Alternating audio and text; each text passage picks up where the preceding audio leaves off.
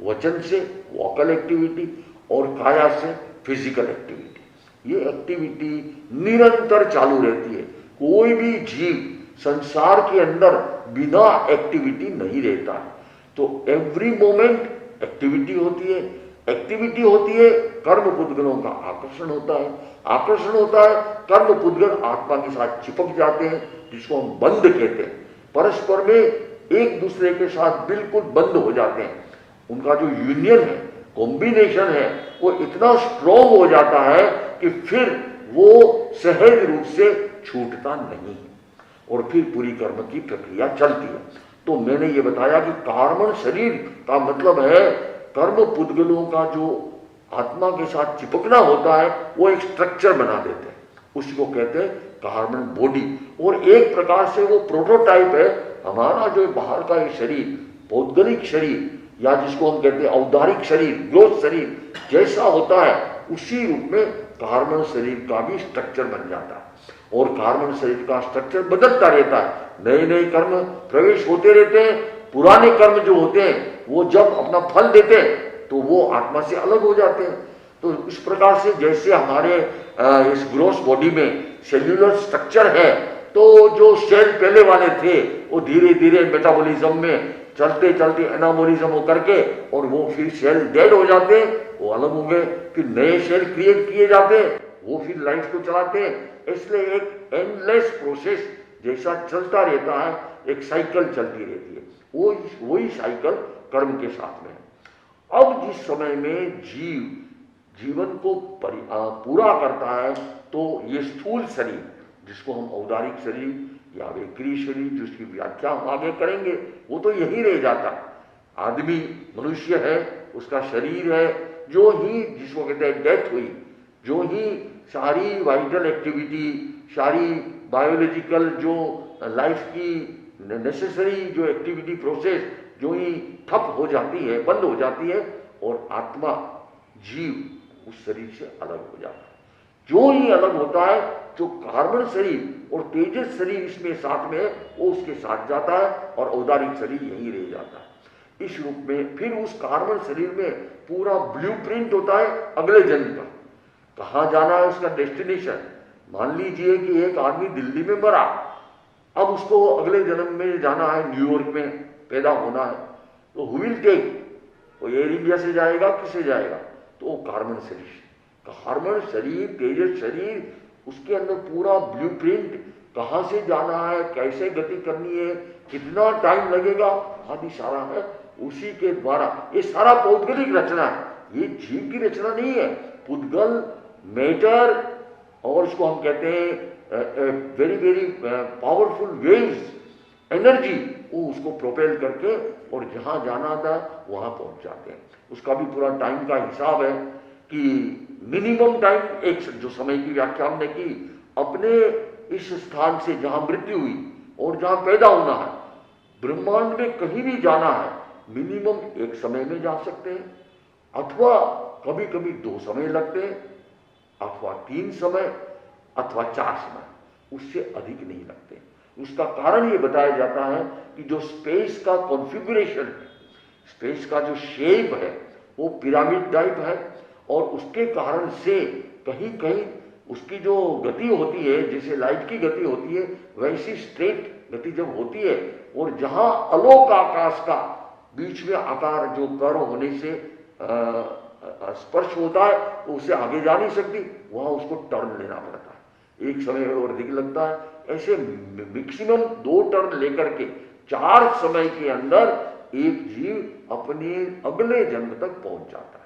अगले जन्म तो पहुंचा, अब क्या होगा? अब जाते ही कार्बन शरीर और तेजस शरीर को हम आज की भाषा में अगर इंटरप्रेट करना चाहें तो इलेक्ट्रोमैग्नेटिक एनर्जी का एक रूप मान सकते हैं।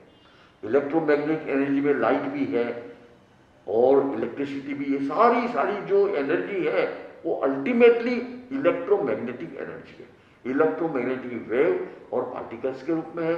तो हम यूं समझें कि तेजस शरीर इलेक्ट्रोमैग्नेटिक वेव पार्टिकल एनर्जी के रूप में कार्बन शरीर के साथ है। कार्बन शरीर के साथ ब्लूप्रिंट है, जो कर्म पहले निर्धारित करते हैं कि कहाँ जाना है। उन कर्मों का उदय, उन कर्मों का फल मिलने से वो गति होती है और वहां पहुंच जाता है। वहां पहुंचते ही नए शरीर का निर्माण शुरू हो जाता है। आगे हम योनि की चर्चा करेंगे। बिना योनि जीव कहीं उत्पन्न नहीं हो सकता। योनि जहां तैयार होती है वहां पहुंचता है, योनि में प्रवेश करता है। जीव कार्बन शरीर और तेजस शरीर, योनि में जो ही प्रवेश किया, योनि मतलब बर्थ प्लेस, जन्म स्थान ऐसा जहां अनुकूल पुद्गल है लाइफ के लिए।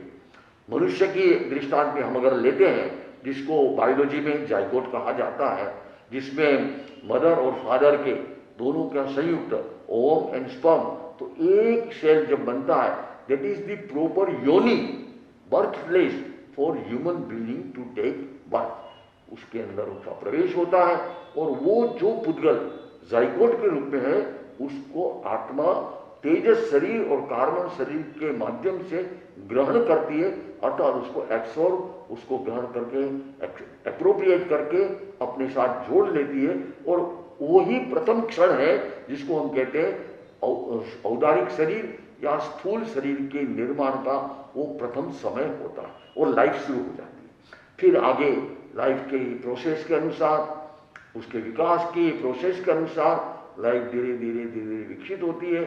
जैसे मनुष्य के केस में एक गर्भस्थान है, वुम्ब है, उसके अंदर वो लाइफ की बिगिनिंग होती है और अमुक पीरियड तक वो प्रोसेस चलता है, फिर वो वुम्ब से बाहर आकर के और उसका बर्थ होता है।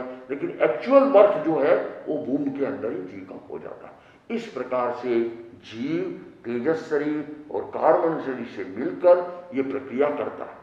वैक्रिय शरीर एक प्रकार के अलग प्राणी है, स्पीशीज है।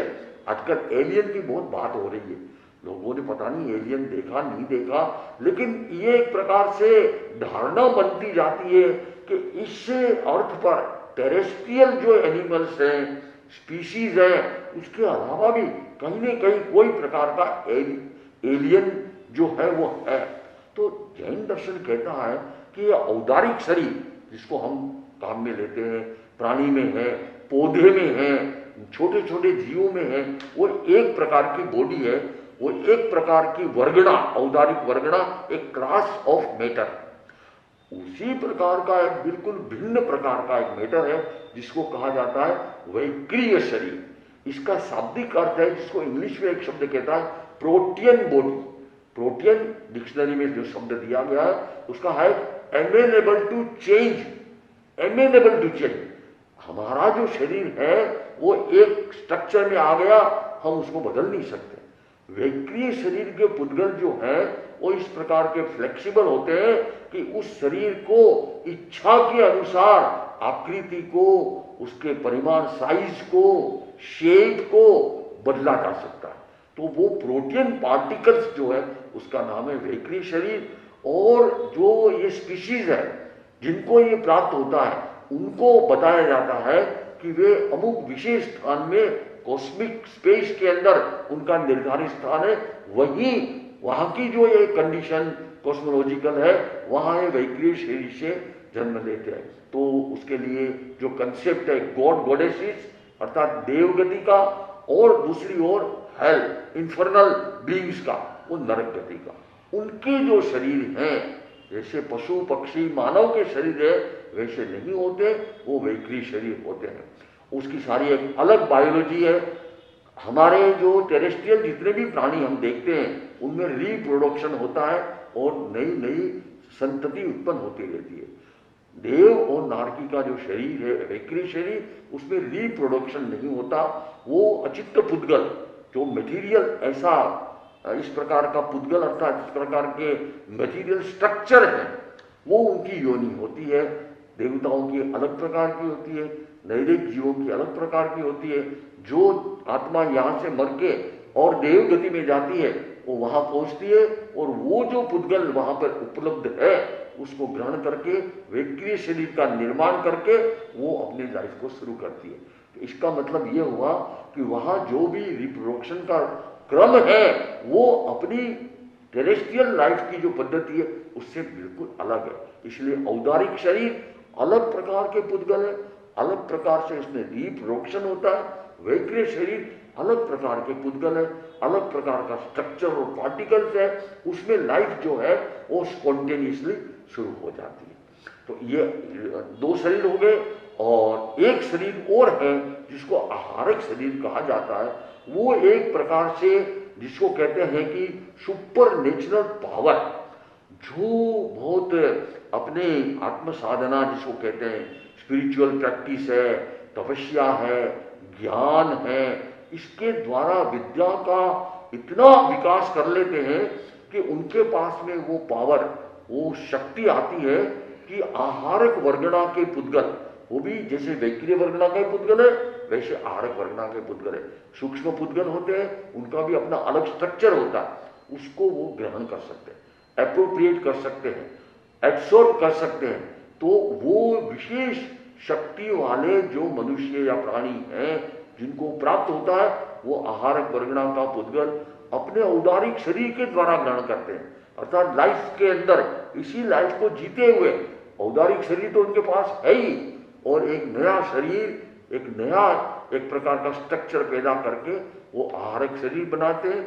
और उसका पर्पस ये होता है कि टेली कम्युनिकेशन, उन्हें कोई प्रश्न, जिज्ञासा, कोई विषय जानना है, उन्हें पता नहीं है, तो जहाँ केवल ज्ञानी, जहाँ वे व्यक्ति हैं जिन्हें उसको पता है, तो वो आहारक शरीर नामक एक छोटा सा कम्युनिकेशन बॉडी तैयार करते हैं। बहुत उसका स्ट्रक्चर छोटा होता है, उसको अपनी शक्ति से यहाँ से भेजते हैं। उसमें भी तेजस और कार्बन साथ में जाएंगे, उसके जा करके जहाँ उनके प्रश्न का उत्तर लेना वहाँ पूछ करके फिर वापस लौट जाता है, और with in a fraction of second सब कुछ हो जाता है, और वो शरीर को वापस समाप्त कर दिया जाता है। तो ये आहारक, वैक्रिय और औदारिक शरीर इसकी रचना है। हमारे टेरेस्ट्रियल अर्थ में जो भी हमें स्पीशीज मिलती है, चाहे एनिमल है, बर्ड है, इंसेक्ट है, ह्यूमन बीइंग है, छोटे मोटे रेप्टाइल है, जलचर जो इसके है प्राणी हैं पानी के, वो सब के सब औदारिक शरीर वाले, उनके अंदर जो भी बॉडी है औदारिक वर्गणा है, और वो रिप्रोडक्शन के द्वारा होते हैं। बाकी जो सारा ये वैक्रिय और आहारक का जो स्ट्रक्चर है वो अलग है, और वो अलग प्रकार की लाइफ को वो पैदा करते हैं। तो ये एक जीव का भ्रमण, ट्रांसमाइग्रेशन में होना, उसके साथ तेजस कार्बन का साथ रहना, नए शरीर का निर्माण नई लाइफ में करना, डेथ के बाद में उस शरीर को वहां छोड़ देना, दूसरी गति या दूसरे जन्म में जाना, वहां नए शरीर का निर्माण करना, ये आगे से आगे क्रम चलता है। जब तक आत्मा और कर्म साथ में रहते हैं तब तक ये चलता रहता है।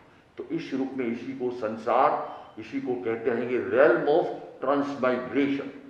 एक बार अगर कैसे भी अगर आत्मा और कर्म अलग हो जाएंगे, फिर नो ट्रांसमाइग्रेशन, आत्मा उससे अलग हो जाएगी, अपने स्वरूप, अपने स्वभाव जिसको ज्ञानमय कहा गया है, चिदमय कहा गया है, आनंदमय, उसमें आने के बाद में नो मोर बर्थ, नो मोर डेथ, नो मोर बॉडी, कोई शरीर नहीं होगा, जन्म नहीं होगा, मरण नहीं होगा, वो अपने स्वरूप में, स्वभाव में आ जाएगी।